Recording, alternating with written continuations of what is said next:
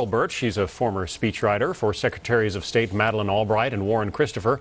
Also with us, Eliot Abrams. He is the former Deputy National Security Advisor to President George W. Bush, also a senior fellow at the Council on Foreign Relations. Heather, when the president speaks about American arrogance, I mean, that might play well overseas, but how does it play in this country?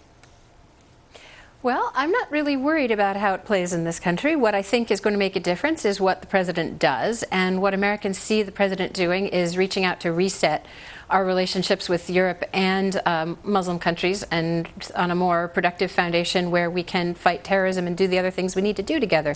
And that's what I think will happen on this trip, and that's what Americans will care about. So you think that that kind of talk is a positive?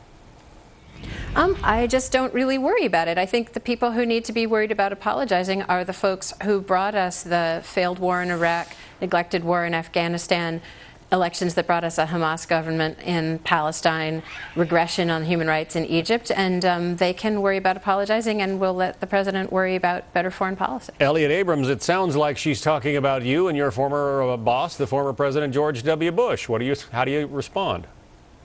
The president needs to stop apologizing for our country, and he needs to stop addressing all the world's Muslims as if the only thing that mattered was their religion. He shouldn't be giving this speech in Egypt at all. It's a very repressive government. He shouldn't be speaking to the world's Muslims from an Arab country because 80% of the world's Muslims are not Arabs. And he really shouldn't be addressing them as Muslims at all. It's an al-Qaeda argument that the only thing that matters is that they're Muslims. It's an American argument, or it ought to be, that we judge people as individuals. We care about the variety that separates them. We care about their freedom as individuals. We don't just address them as Muslims. I mean, what's he going to do next? Go give a speech to the world's Roman Catholics or the world's Buddhists? This is not a smart thing to do. It's true, Heather, that he is not visiting Israel on this trip. He's going to be in the Middle East. He's going to be in Saudi Arabia, in Egypt, and so forth. Why not visit Israel?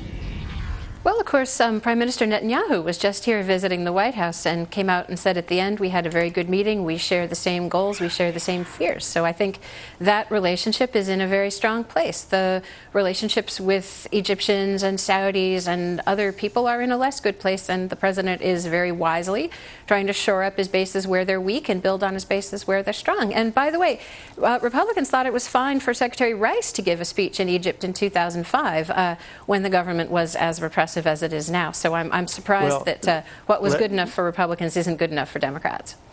Go ahead, Eliot. Let's exactly see what the president says. Secretary Rice gave a speech at the American University in Cairo in which she called upon the government of Egypt to allow freedom and democracy.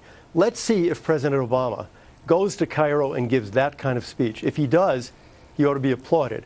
I think it's very unlikely that he's going to come out strongly and criticize the government of President Mubarak.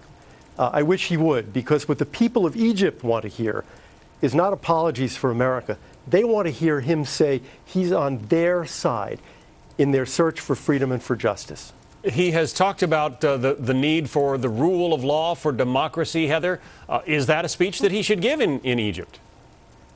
I feel very confident that the speech he is going to give in Egypt is going to, first of all, show America to the rest of the world as a country where Muslims are welcome, where Muslims live wonderful, productive lives, and even grow up to have their relatives in the White House.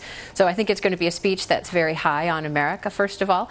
Second, I think it is going to be a speech that reaches out to the aspirations of people in Egypt and other countries around the world, but doesn't fall into the trap that I think the Bush administration did of talking a very good game about democracy in Egypt and other places and then actually doing nothing about it. And, Secretary Rice gave that speech, and then there were horrible elections, and frankly, repression in Egypt has increased a lot. The Bush administration did nothing. So as Obama and his administration have said, we want to talk less about democracy and do more, and that's what I'm hoping to see. All right, we're going to have to leave it there. Eliot, I owe you the last word. Next time, we'll certainly be watching the president's speeches as he travels the world. Heather Hurlburt, Eliot Abrams, thank you both. I want to show you some pretty cool live pictures from Warren, Michigan. General Motors